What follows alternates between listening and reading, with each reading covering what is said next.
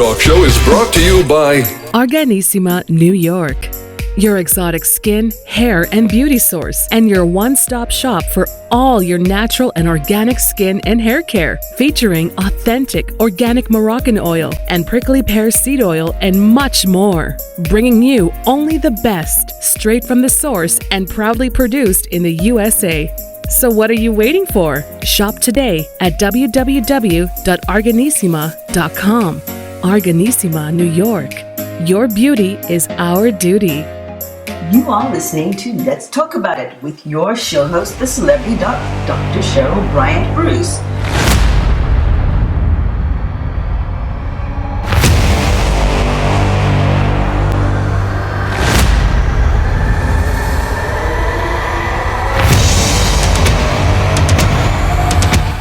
You are here with Cheryl Bryant Bruce, MD, the celebrity doc, and Hisham Elenmanti, Hurricane H. And you are here with Chatters That Matters. Let's talk about it.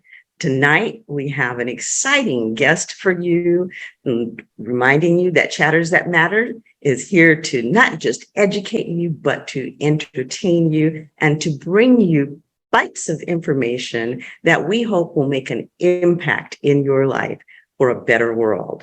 Tonight, we have with us Sara Jane Werp, who is with Service Paws for Veterans. She is an amazing animal trainer who is very unique amongst animal trainers because as opposed to just being trained to train animals, Sara is actually educated to train animals, having gone all the way from studying the wild dogs of Botswana to taking courses at University of California at Davis. This woman knows her dogs. So without further ado, I bring to you Sara Jane Werp. Well, thank you, Dr. Bryant Bruce, and thank you, Hurricane. It's such a pleasure to be here, and it's a very, dogs are God spelled backwards, and Absolutely. Truly, dogs bring us joy and pleasure, but, they do way more than that. Your dog is only as good as you.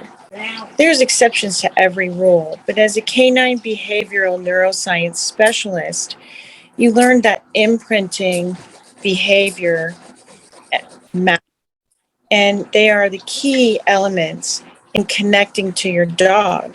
So dogs communicate on 3 different levels.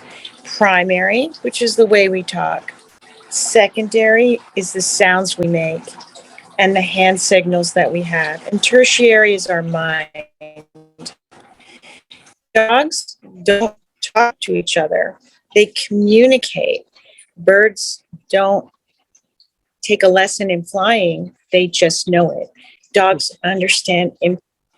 And the breeding process is so critical to bringing that behavioral aspect that transfers from the mother and the father in the pack to the baby. Mm-hmm. Most will stop nursing at 3 or 4 weeks. It is critical that the puppy and the mother determine when they're going to stop nursing. That nursing is really critical to the confidence, the comfort, and also their immunity, their strength, their character, and also being able to communicate that to others. Thus, they become our mothers and our fathers as creatures who serve us. And they serve us. Are you saying that in general, most people will stop the dogs from nursing at 3 to 4 weeks, but really they should let the mama dog and the baby determine when that process should stop? Is that what you're saying? It is, but it's a lot of work. People, and in the beginning it was why, you mix a retriever, and don't get me wrong, they're great dogs and they're beautiful, but you're mixing a retriever who will have 10 to 15 puppies and a poodle who will have 6 to 8 maximum. and it becomes a bankroll. How can a mother with 8 nipples nurse 13 dogs? They have to stop nursing 3 to 4 weeks. There isn't enough milk. But even if it's a small litter, like a teacup or a small puppy, the reason that they do it in a puppy mill is because if they separate the mommy and the baby, they go into an extra heat. So then they breed 3 times a year instead of 1. And that's what a puppy mill is. A puppy mill is, believe me, a puppy mill creates the Stockholm syndrome, which is a syndrome of they don't know how to socialize. They don't know how to play. They've never slept in a bed. They've never been handled by human hands. It's kind of like the experiment that they did with monkeys. And they put monkeys with a mother, and they put monkeys, the same sibling, in a cage that had all the warmness, the fur, the bottle, the sounds. And one monkey rated, and one monkey became a criminal. Wow. Which is not to say that, adopted humans, we don't put a bottle in a bed and then walk away. Adopted humans are being nursed and nurtured.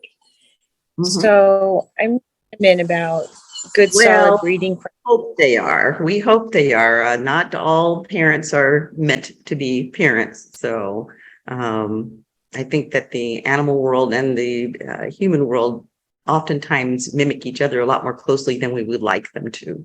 Exactly. I work with inner city children, and I was involved with Eastfield Ming Kwang, which is an organization that helps transition children who are abused and sexually abused to try to provide therapy and help and education so that they can move on in healthy ways. And, our dogs played a big part in that, and a big part at Stanford with children in cancer and veterans, retired priests. Aged homes, nursing homes. There's just something additional about walking into a nursing home and, a rehabilitation home and with brain injuries, and you see everybody like this. And you walk in with a dog and they engage and they want to reach. There's something so instinctual and very instinctual for the dog as well. The dog just sees that fragile quality and they just want to connect. And that's why I say dog is God spelled backwards. Now, Sarah, I actually haven't looked at any research in this, and I don't know if there's any out there, but it just makes sense to me that dogs would be amazing with working with Alzheimer's patients. Absolutely. Is there any research to that, or can you speak to that? Autistic spectrum, Alzheimer's, because a dog is unconditional. And that's why, people think, oh, children with autism, they're challenged. No, they're brilliant. They just are on a different plane. Right. I like to call them differently abled. Exactly. They're not strapped to the dictates of our society and how we imagine people are supposed to behave. They're on the things that, they want to do. And burn patients, oh my gosh, who are so self-conscious. Right. And children who are in pain forget that they're in pain. Many, people will oftentimes have a terminally ill sibling, child, person in their family. And people say, well, why would you bring a dog to a terminally ill person? And there's so many reasons, but one, it brings comfort. If you're in infusion or if you're in therapy, a dog that will sit there for you for hours is just comforting. And you can't talk. How long can you talk? You can't talk when you're in IV infusion. You're in a lot of pain. And dog just will sit there, or a bunny, or a kitten. It's a creature that has unconditional love. And I see many people, it changes their life. Sometimes a very, as an example, I have single men that come to me, and they're usually brainiacs. And they'll kind of show up dirty, which I think is a really great look to me. I like it. But, and like, you need a dog that people are going to approach you when you have something to talk about. Right. You can't always talk about astrophysics, the lady at Nordstrom's. But you talk to astrophysics to everyone. Probably want to talk to the lady at Nordstrom's, So I'll be like, I'll get him a personal shot. They think they're getting a dog. What they're really getting is a life coach. They just need a little bit of, and then we do our training and socialization out in the world, where I introduce them to people, all kinds of people. And you just see huge transformations. People that are able to create a relationship, people that are able to just bring their dog to work, and their product happiness just increase. That's something that I've noticed a lot more recently. I had gone on a couple of job interviews down in San Francisco. And when I went into the job sites, most of the jobs, the people were fairly younger, their 30s, maybe early 40s at best. But what I noticed was that a lot of them had their dogs with them, and that the jobs have become very dog friendly. You had all of these dogs on the job site, but the dogs were mellow, and the people seemed that much calmer. I mean, the places that had the dogs present just seemed like much more pleasant places to work. The people seemed happier, calmer. I'm sure if they had to do overtime, they weren't as stressed about having to do overtime because they had their best friend with them. So, I mean, I think that's a tremendous thing to allow the dogs in the workplace, because I think it does make a big difference in the atmosphere of the workplace. Well, it's much better dog to work than a child. Yes. I was going to say, it's amazing because, first of all, Sarah, I'm just new to all this. I mean, I'm being really involved now in this world of a whole experience where, I mean, I'm familiar with having someone in the family such as a dog or a cat, and we talked about this last week in the last show. But really, you're talking about a whole different dimension right now on how to see the interaction and the integration of having dogs in the actual environment. Now, Doctor, you just mentioned something that I have not seen before. At work, I mean, other than service dogs, and we'll talk about, I've never seen just having dogs interacted, and employers even considering that. I mean, they haven't even to the point of considering now kids and daycare. I mean, this is going to be a whole different world. But I guess I have to say, California in general has always been a very more open state to a lot of new things, and they've always become pioneers before other states catch up to them.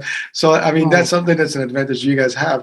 And it is amazing to know that this is available, because one thing we discussed last week was the energy of the the animals and the pets and the just dogs, kittens, what you name it.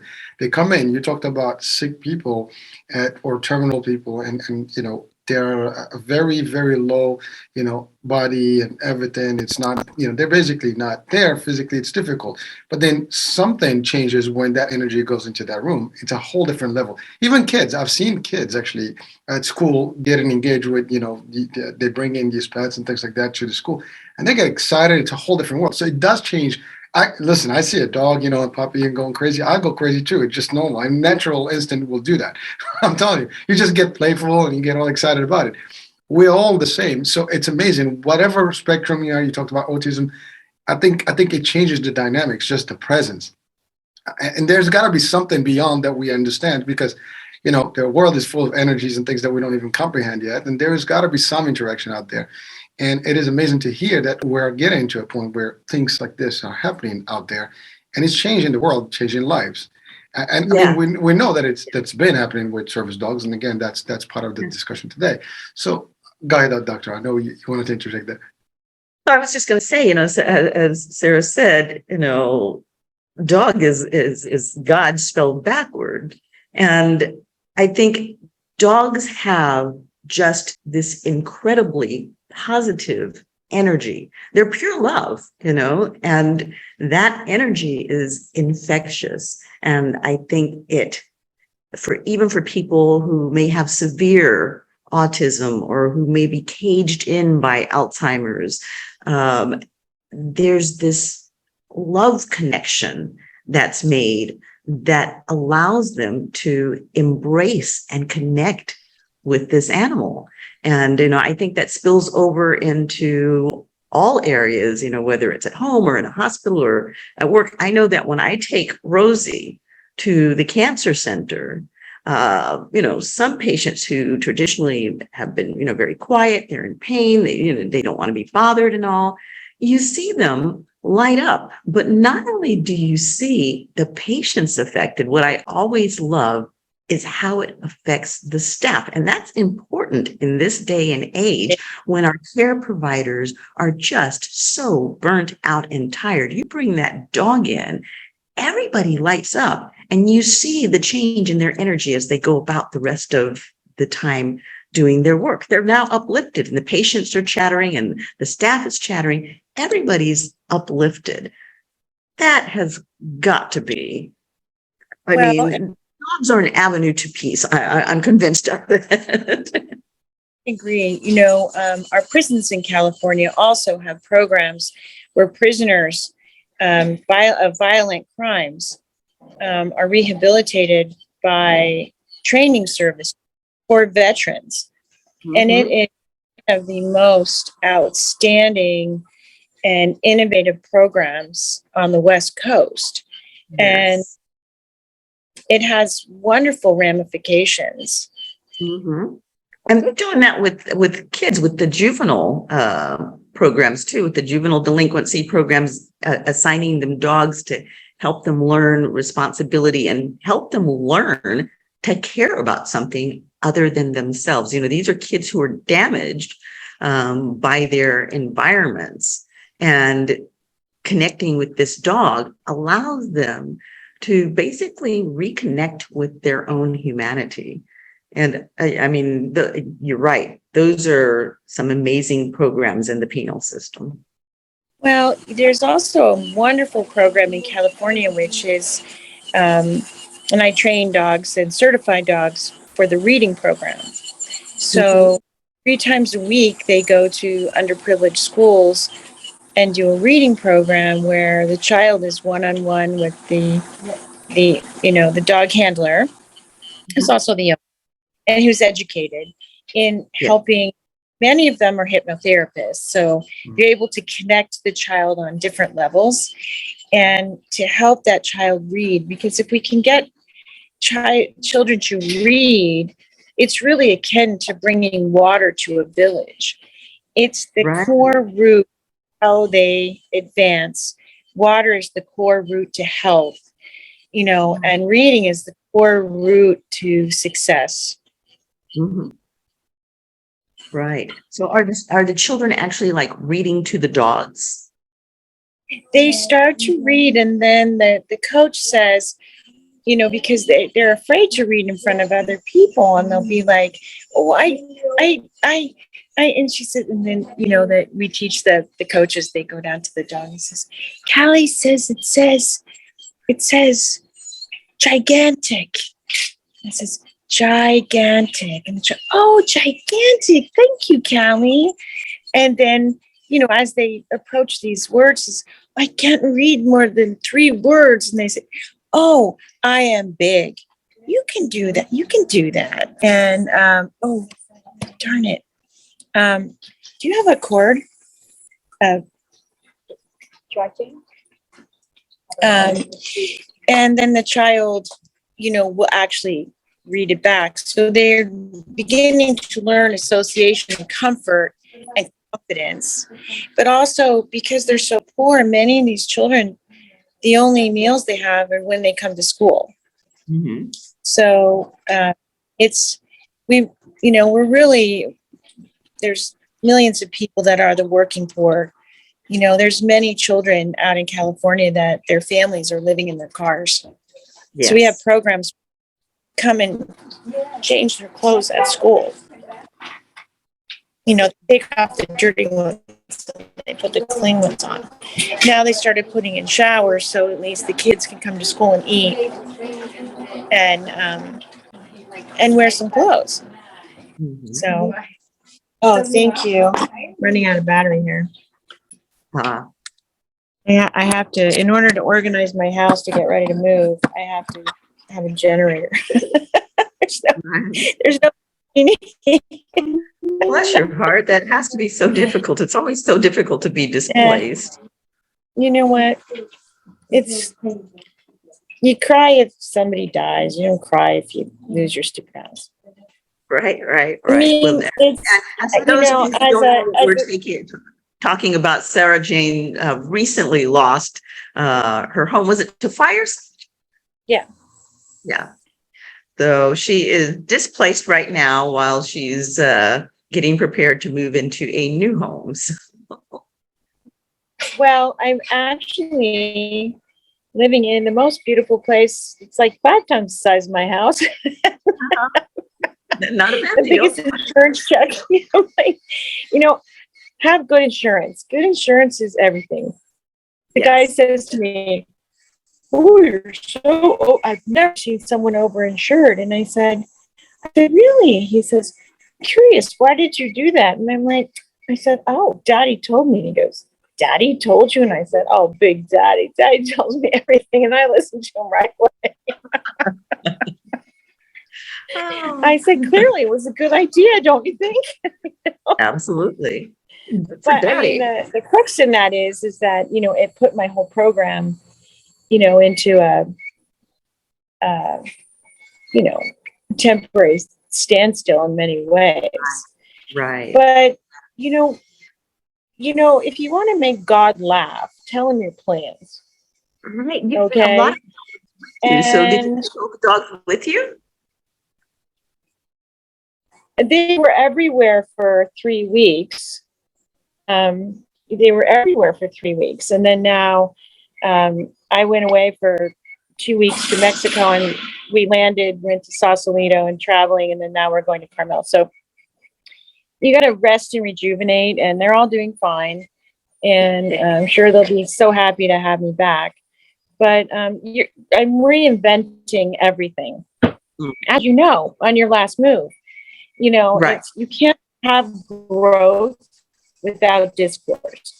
And the more discourse, the better opportunity for growth.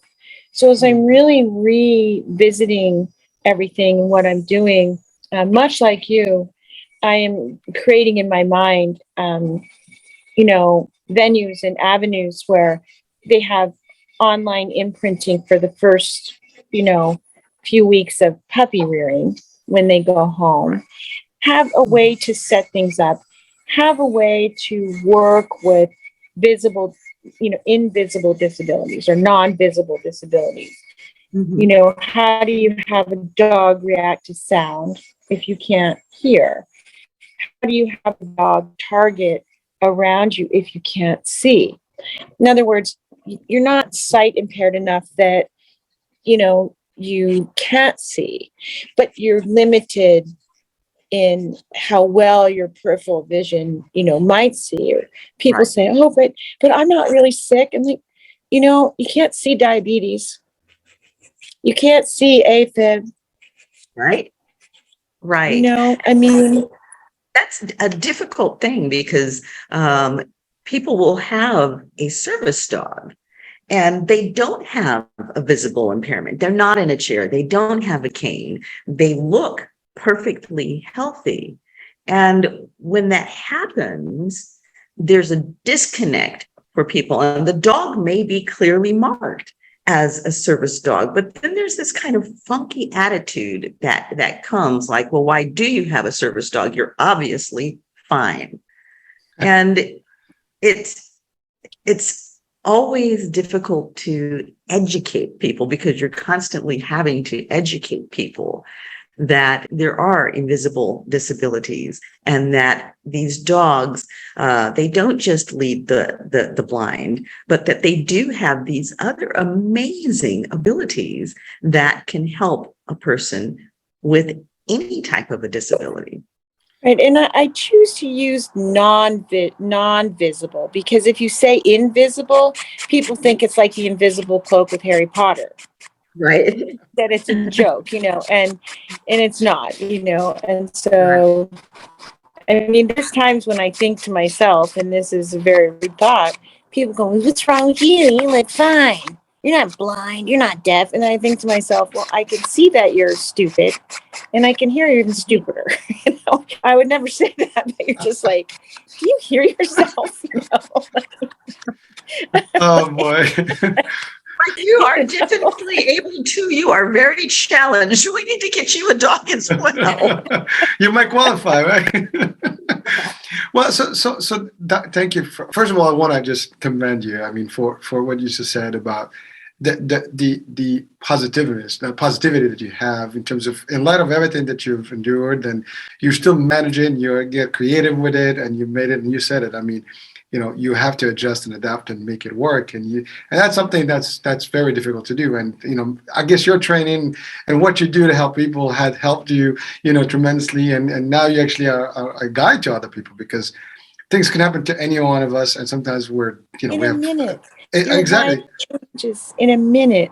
I do end of life in hospitals with the dogs and the family, and nothing touches your heart more than understanding that we don't know what minute we have or don't have.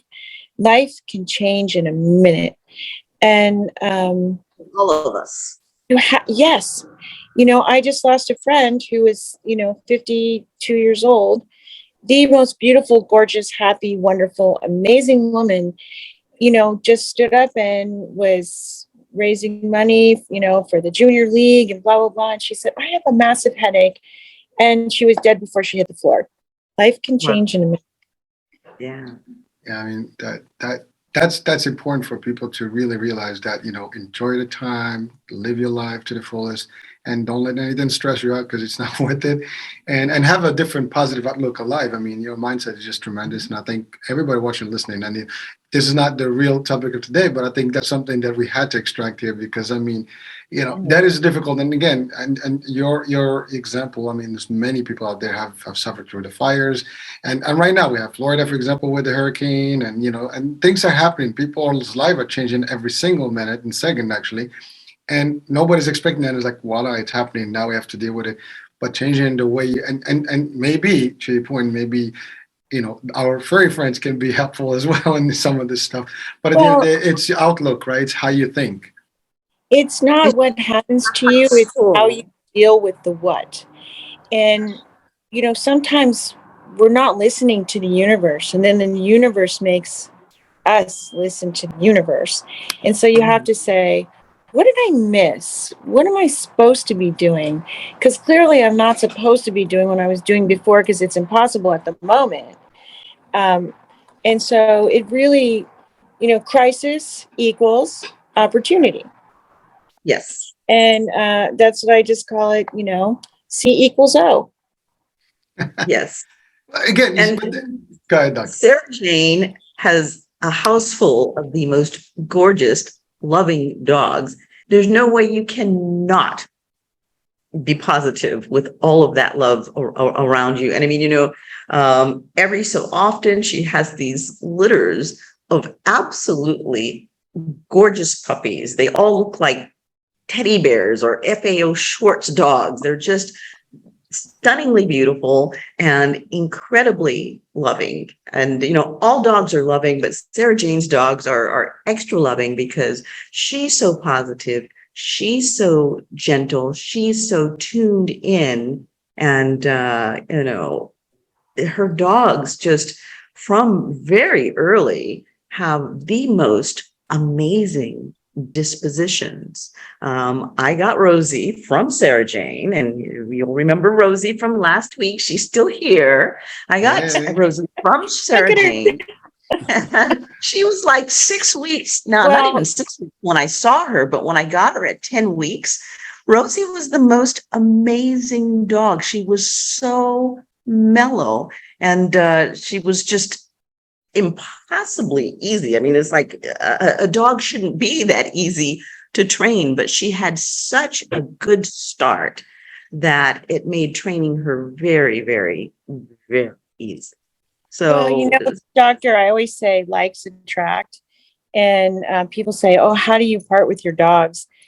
And, you know, you just put it out in the universe. And, you know, I don't advertise or anything. I mean, I just wake up one day and it's just like, I'm like, God, just send me somebody who's supposed to be here. And they show up. And then they're always, like, sometimes they're so confused. They go, you know, it's just so odd. Blah, blah, blah. And I go, two people said a prayer and the prayer came down into an apex. Right? Prayer once. Rosie chose me. Yeah. Oh, they all do. The minute I walked in, she was just like all over me. This is going to be my mommy.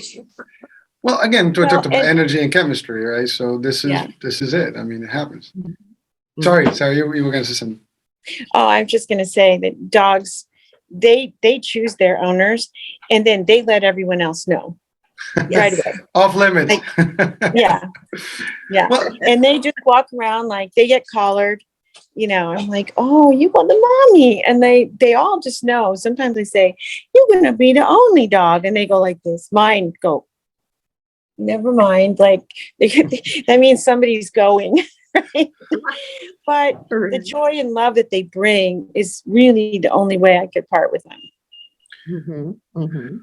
Sara, talk to us about the Service Paws for Veterans program, because that's an amazing program and it's such a service.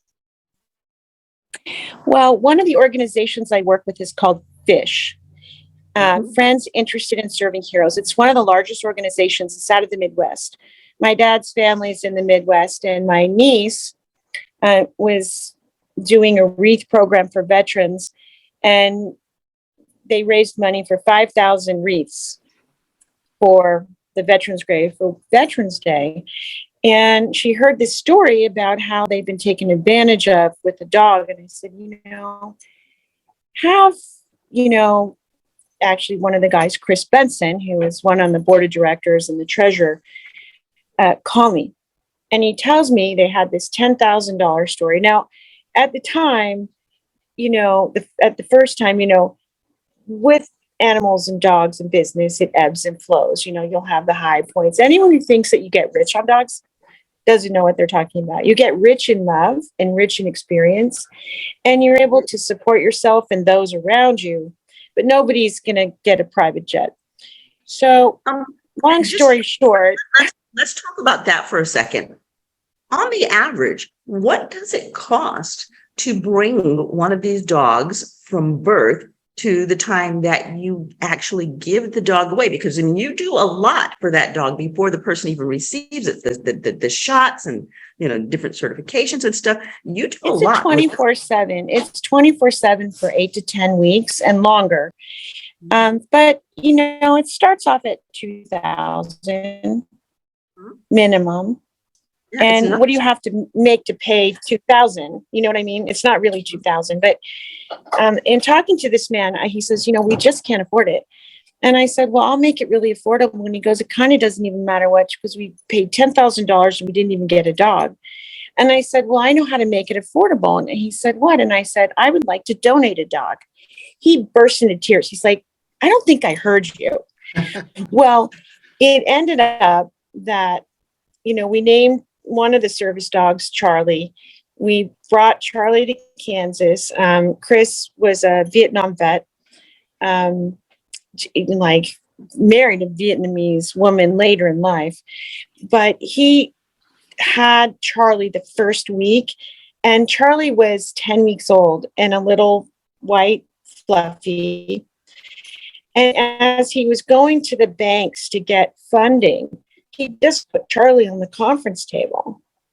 And Charlie would go visit everybody because that's what we taught him. Go say hello, go sit in the hallway, then lay down.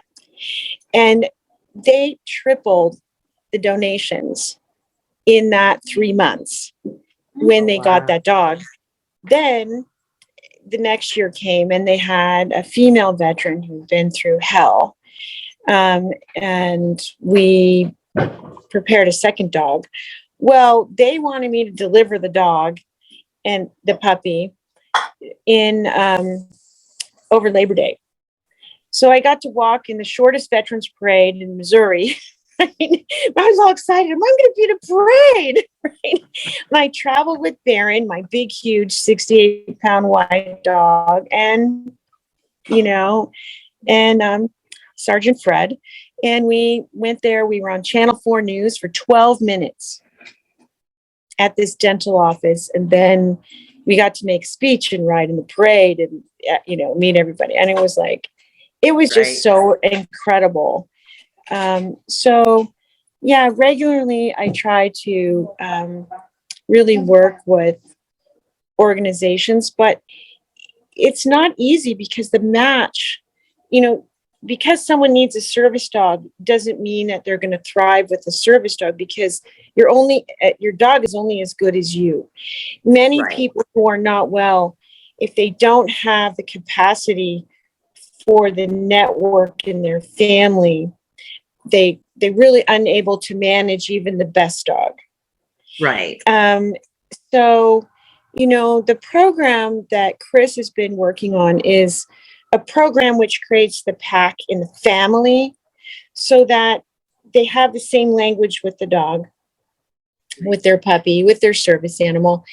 And thus they start to engage in a language with their family, with each other. Mm-hmm.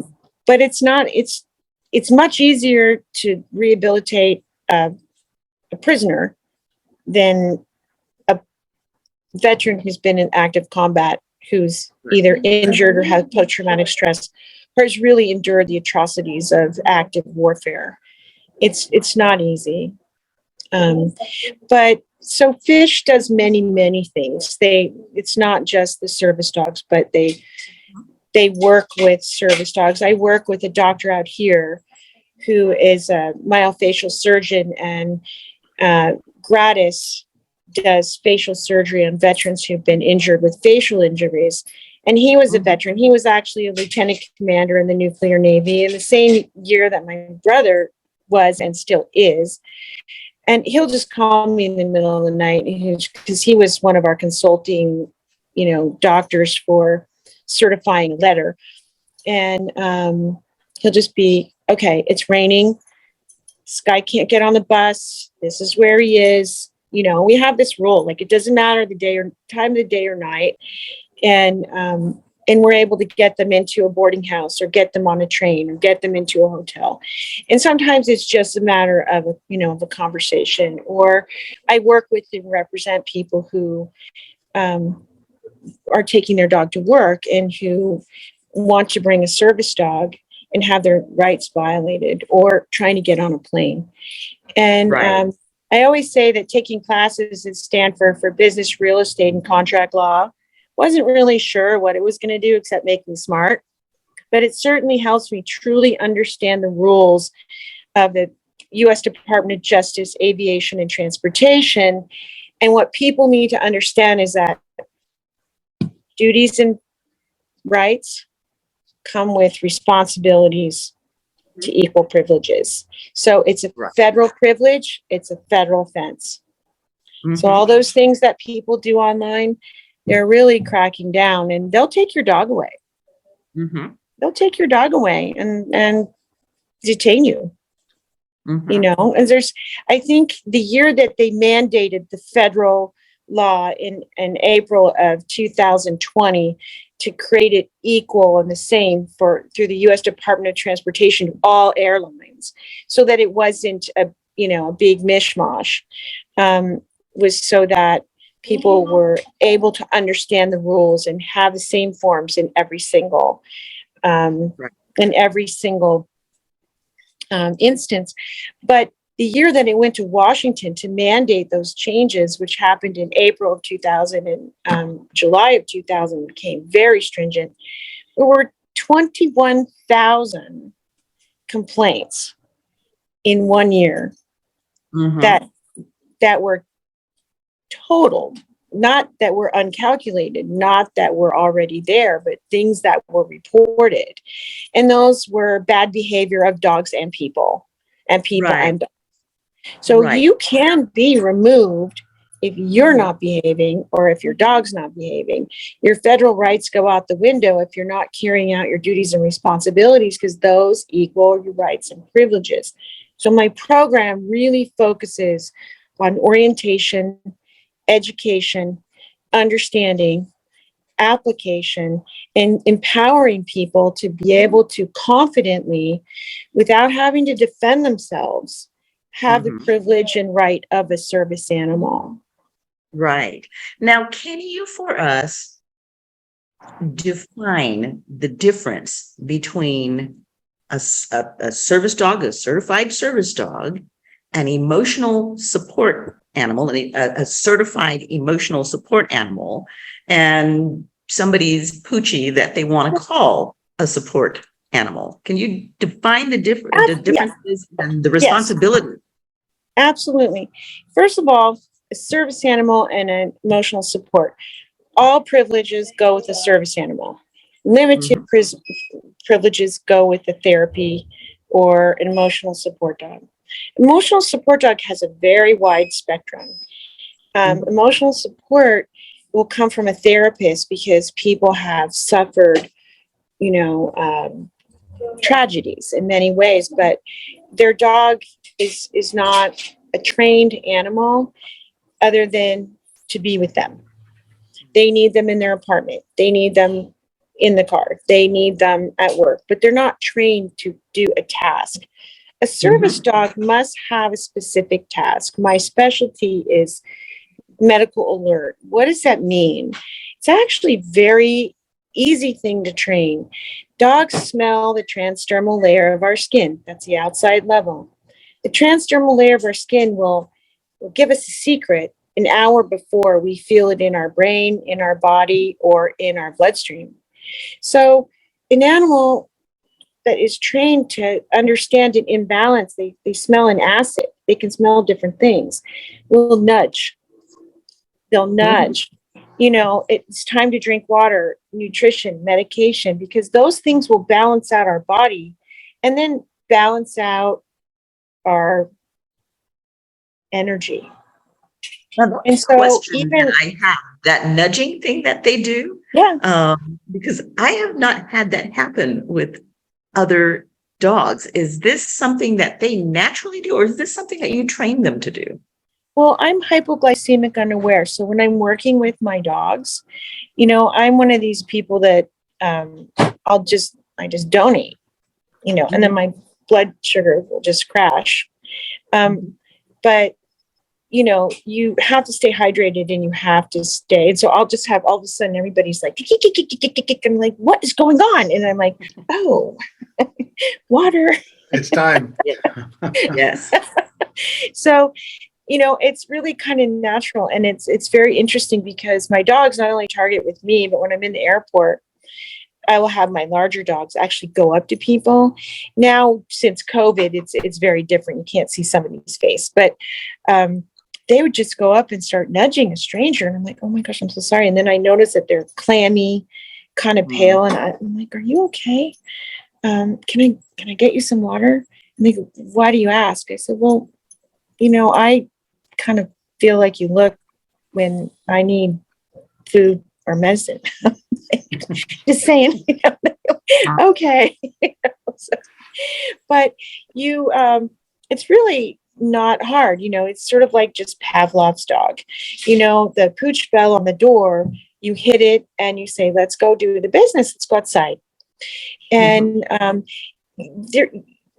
you're not making them do it. You're doing it and going outside and they're having an action. I operate by reverse command. So in other words, when they're puppies and they're sitting, I say, sit, good job. If they jump up, you give that repeated task a name. So you're just imprinting a natural behavior and giving it a name so they associate it.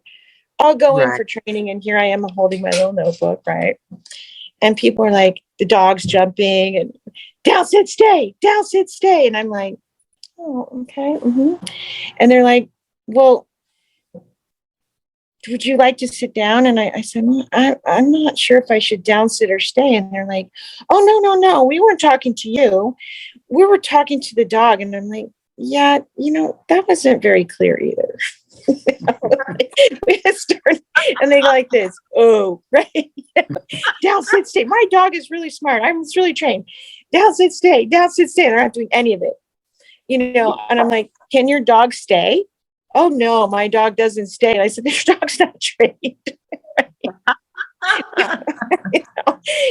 Dog needs to down, sit, stay. Sit means sit. Stay means stay. Right. So it's a process, and it's a communication by them understanding what is really going to make you happy, and what a dog wants to do what we want it to do if they know what that is. And unfortunately, people give mixed messages. So it's learning a fine dance. I always tell people with a new puppy, I said, oh, I love you. They said, why? We don't know anything. I said, exactly. You have no bad habits. It's like never skiing and hiring an instructor. You have no bad habits. You're being trained by someone who's giving you form and function.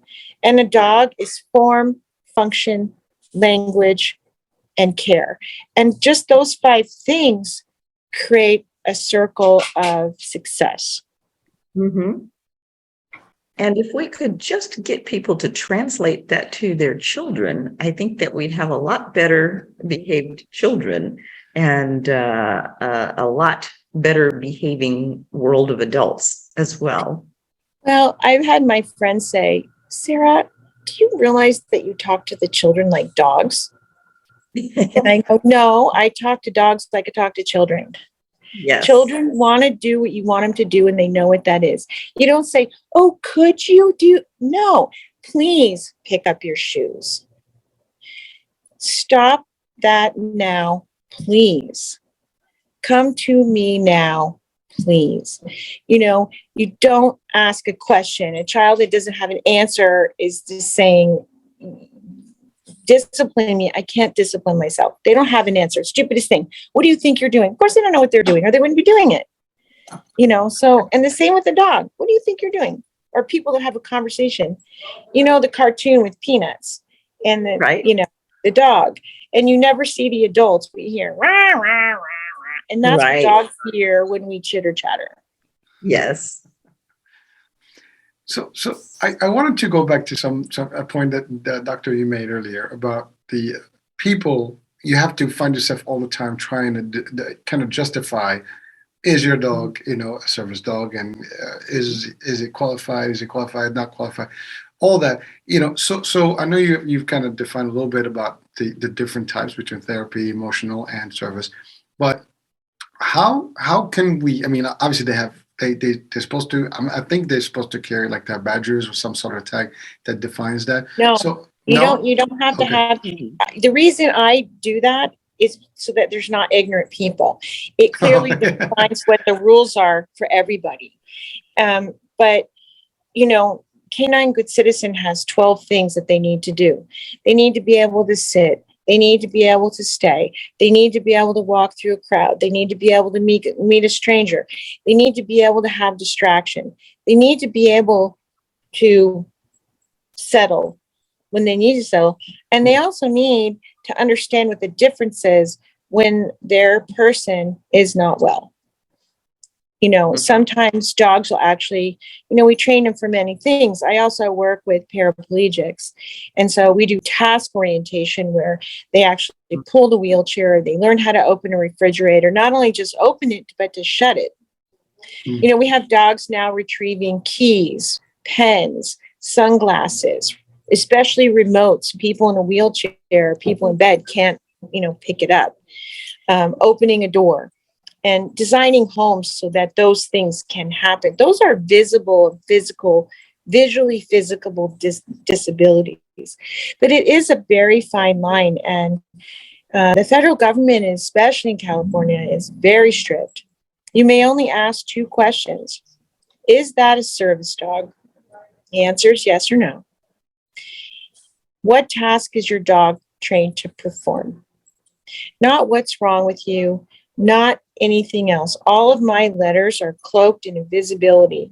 The Hippocratic Oath states that the doctor is very well aware of your physical challenges and your physical health. What are those things? People think because I have AFib or high blood pressure, it's not eligible for service. But 99% of all disabilities are not visible. People that get a tightness of breath start to get a massive headache. People that lose their balance, people who become nervous and need to sit down. Dogs will target for that in several different ways. They either grab your hand, they'll nudge you, they'll start to bother you because they've been trained for that, but their personality has not been trained out. A hearing dog and a seeing eye dog, their personality has to be trained out of the dog. They have no personality. People with seeing eye dogs have oftentimes been robbed if they're blind and not even know it. And the dog is not trained to notify. So sometimes people that have like a seeing eye or hearing dog have a second dog for other things. Wow. So it is a fine line. These good questions, and I wish there were more answers, but because the scope is so broad, it's just important to know, like, what is the issue? What is the task? Medical alert goes very far and wide. Medical alert actually crosses into what someone might think is emotional support, but when you're shaking and you're starting to go into a post-traumatic stress episode, you're holding that dog tight. So that's pressing into or on. If you have an issue with your leg, leaning into and on. The list is very, very long on what that task should be. I group it into medical alert because I don't want to open up the conversation to why. So, Sarah, one can assume that all these conditions can be pretty much determined by your primary doctor or physician, right? And then ultimately they'll determine that you have a need. And whether, to your point, disability is obvious or not as obvious, either way, the doctors can determine that. And then based on that, they will give you a referral, I guess, to someone such as yourself, Sarah. And then they'll be able to determine which. You'll be able to, yeah. No, A doctor will make a recommendation that a trained service animal would be a benefit, and they leave it at that because they're actually not able to, it's so sad. They're not able to make referrals. Wow. A doctor who has one of my dogs in his office or her office can say, "Oh, we love this dog." And that's it. And they can say, well, go to Instagram to Central Coast Poodles. Now with Instagram, you don't need a card. You don't need anything. If somebody doesn't have Instagram, then, you've got to go to snail communication, like texting or something, something archaic like that. They still work. but it is amazing that you said that. So I guess technically they cannot make a recommendation or referral. I mean, a referral, like, which is a prescribed referral, but they can just say, okay, well, maybe you should consult and get and see what works for you. I mean, so they give more of a recommendation, just an open, and then it's up to you to the person to actually really say, okay, I think I should, and then ultimately make a decision and then talk to a specialist who will guide them to what type of service dog they would need. To your point, it could be one, it could be the other. And by the way, that was great clarification about the types, because for the common person, me personally, I would just think it's one type, right? And we've covered quite a few types right now. But that leads to the next question. And I know, Doctor, you want to jump in. But one other question is that now, how do we prevent fraud? And people just kind of like stating, oh, that's my service dog and stuff. Because you said we cannot have tags. They cannot be really clear. Most of us would not understand what the description you mentioned about what they're supposed to be doing. Therefore, anybody can take advantage of that and do it. And so what can we do to prevent it? And what are the, I guess, the ramification of fraud with service dogs? Well, the ramifications is that, it's no one else's job to determine that. You can ask anybody to leave with an ill-behaved dog or a person, but it's a federal privilege and a federal offense. Generally, if you're going to cross over into the U.S. Department of Transportation, and you can be uncovered there. Any place that you're supposed to go and have a certification, which the federal government, when you cross the baggage claim, when you check your baggage and go through security, federal government is off. U.S. Department of Transportation, the rules prevail. You can be asked to leave a plane for any reason whatsoever, valid or invalid, and you have to disembark, or they'll get an air marshal. But you can call for airline resolution manager, and they have to be there by federal law and transportation law in 20 minutes, either on the phone or in person. I've been asked to leave a plane, and they couldn't give me a reason why. And so I educate my people to say, I'm happy to get off the plane, but why? My baggage is above. I need you to please have somebody get it down. And my medication and my suitcases with that is in the hold of the plane. Please remove it. And they have to hold the whole plane up. Wow. And I travel with medical grade water. So a machine. I travel with Enagic water, which is structured water. And I have to have that everywhere with me. And they can't even tell me I can't bring extra bags on the plane. I usually travel with my 2 and another 2. And they have to let you on the plane with it because it can't go into the hold. It's a piece of equipment that can't be bounced around. It has to be carefully taken care of. But you get in trouble in the airport, they'll detain you and they'll separate you from your dog. And there's the fines. The fines can exceed $5,000. So it's. I tell people, it's a federal privilege and a federal offense. Now let's just use Starbucks as an example. Starbucks had a violation in Seattle, which netted $1 million payout to the person with the dog. And now it says you don't have to have a vest. Everyone gets away with murder. Animal control here in the Los Gatos area, she just came in as Santa Clara County. And she's like, you don't even know, pissing on the potato chips and grabbing a biscuit and running away with the coffee. And you're just like, you have to have some kind of big heart and feelings for these people that, we commonly call the dog catcher. Yes. They have to deal with so much stuff. And, you just can't even imagine because we're not even there.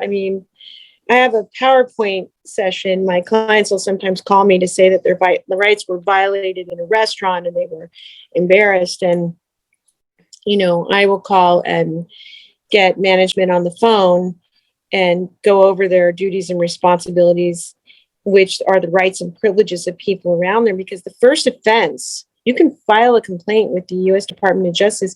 They typically respond within 10 days after receipt. And the first retail offense can be $75,000. And moly.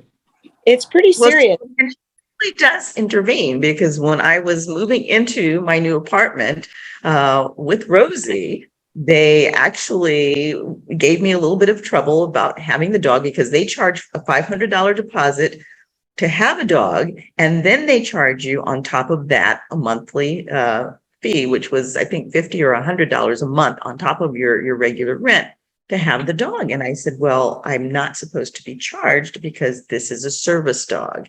And they went through this whole thing about, I had to have an official letter and know what was wrong with me, the whole bit. And I contacted, I was like, what? She said, Don't Sarah, worry. 911. And it's like, I got on the phone and I'm just like, I would like to let you know that I went to Stanford for Business, Real Estate and Contract Law And I work very closely with the U.S. Department of Justice. And I said, and I'm actually commissioner of the U.S. Department of Justice in the Service Dog Division.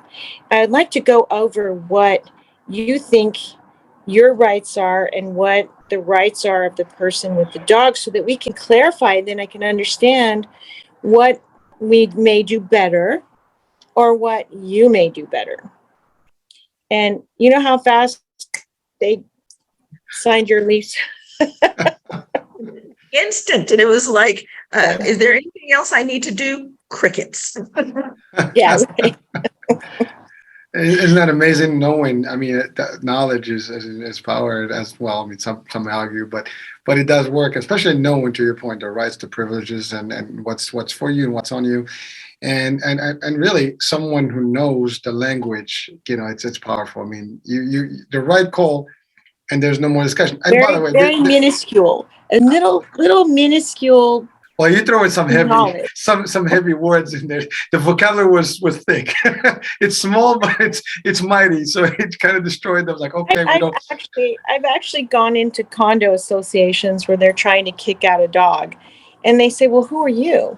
You can't represent the tenant." I said, "Oh no, I'm not here representing the tenant. I'm here representing Roxy. Let me show you. Yeah, let me show you Roxy's task." And put her through the grill, handed him a book. I said, "See, she's in a book." Of course, I'd made that book that same day. I just found that book today, Cheryl. And I said, "She's in a book." And I had the book. It was Roxy everywhere. We went to so many nursing homes in one day. With the doctor, "Can I take a picture?" "Oh, kindergarten, can we take a picture?" We had like 25 pictures.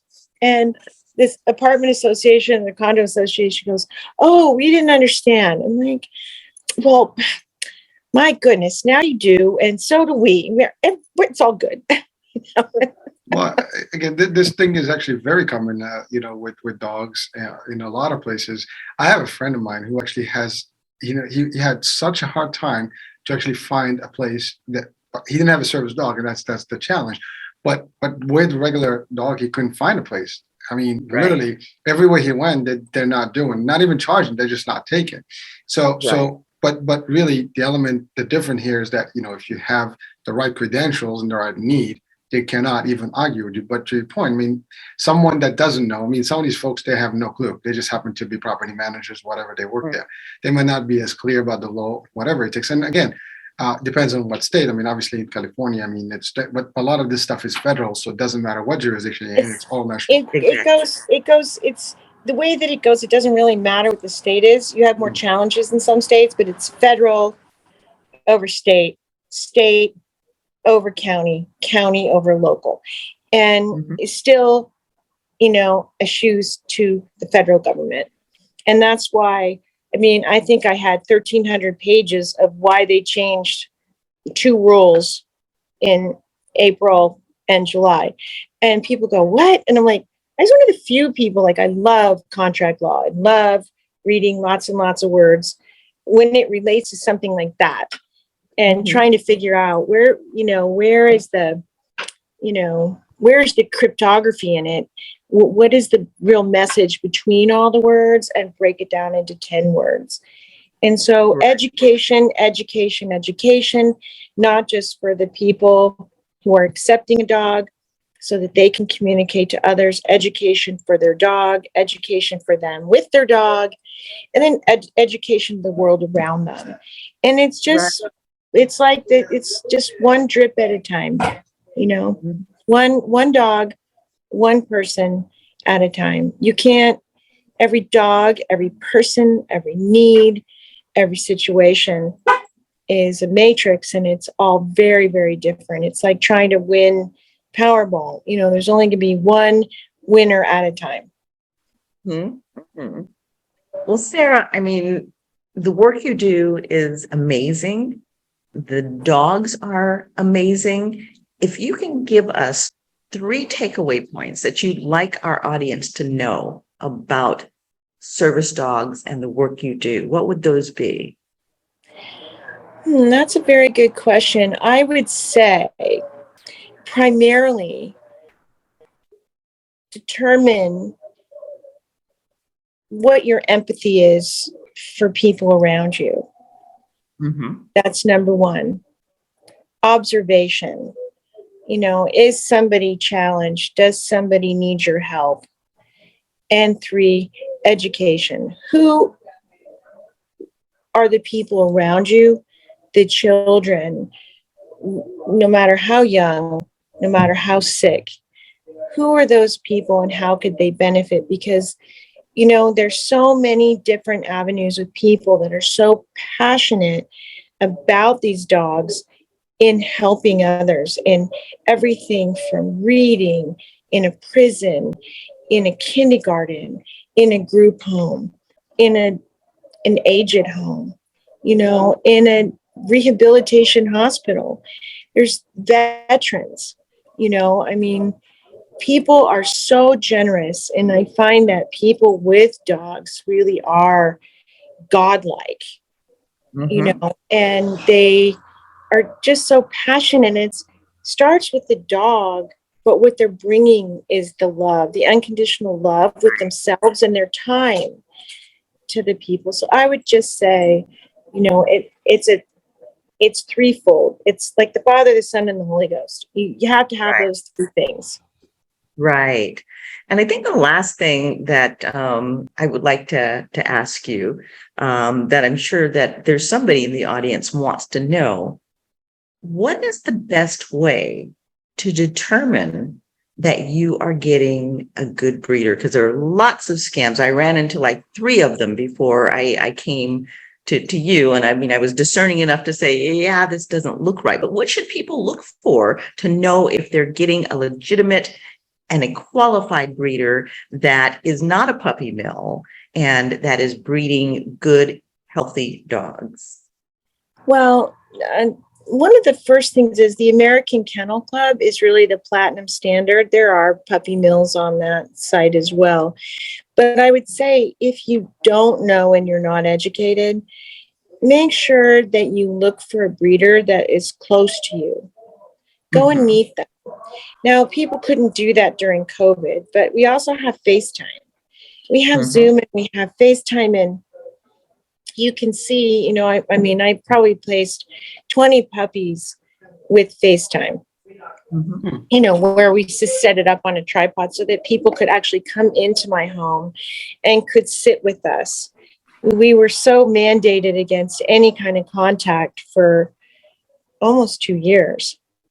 And it was just the most devastating thing. But think about this, March of 2019, beginning of March, if I would have said online puppy masterclass, people would be like, what? And by June, I'm like, online, how do we train? I said, I have a 6-week class. I'm like, but we can't. I said, no. Online masterclass. And RuPaul is the one who just, honey, you just need online masterclass. I love RuPaul. For goodness sakes, wear a suit. For goodness sakes, do your homework. Find somebody that is close to you. Listen to them carefully and determine what breed is going to be better for you. The American Kennel Club, if you click on any breed, it'll tell you the pros and cons, the health issues and challenges. It is a plethora of information. And I would just counsel people to start there and find a breeder that you like talking to. And if they're far away, ask them who else they know. Perfect.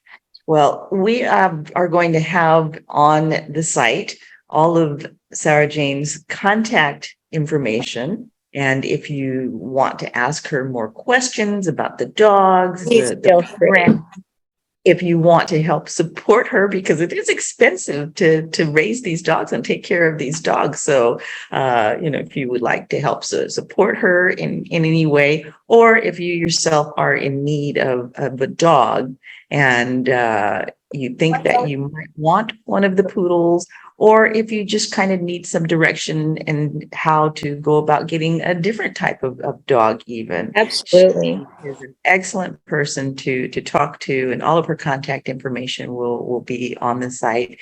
We encourage you to get in contact with her because she is just an incredible wealth of information. Like I said at the beginning of the show, she's not just a trainer. She's gone the extra mile to understand the dogs, to know the dogs, and there's a big difference. So, highly recommend her for your educational A good needs officer. and for a lovely dog. Well, thank you so much for your time. Rosie, you are just, she needs a fancy collar. She has fancy colors, and we have She bling. needs a big, huge bow like this big so she can look like Minnie Pearl. A bling collar, and everybody's like, "Oh my gosh, that's a fancy dog. She's blinged out." She's very much a girly girl though, and she likes her bling and she loves her bows. You know how a lot of times you put the bows on their ears, and by the time they get home, Her mother's just exactly the same. She'll wear them for a week. Yeah, she's a prissy thing. See, we like our bows. And the last place that we had her groomed, they don't do bows. They just do the bandanas. And Rosie was like, what's this bandana thing? I'm expecting some bows here. Yeah. Amazon. There you go. Yeah. And, I found they have these little baby barrettes for the little babies that don't have much hair. And they work really well for her. So she has her baby barrettes too. Well, Dr. Cheryl Bryant Bruce, the celebrity doctor, I have to say that chatters that matter. What a brilliant idea. And Hurricane, you are just a delight and a joy and a pleasure. Sarah, thank you so much. And thank you for the work you do. That's beyond it, because you touch a lot of lives. So keep up what you're doing. And then thank you for being with us and sharing your wealth here of knowledge. Thank you so much.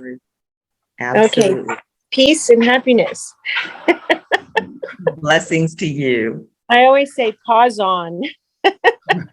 Absolutely. Absolutely. So that was Sara Jane Werp, and she does service dog training, and we have enjoyed having her with us. We hope that she'll come back. You have been listening to Chatters That Matter. Let's talk about it.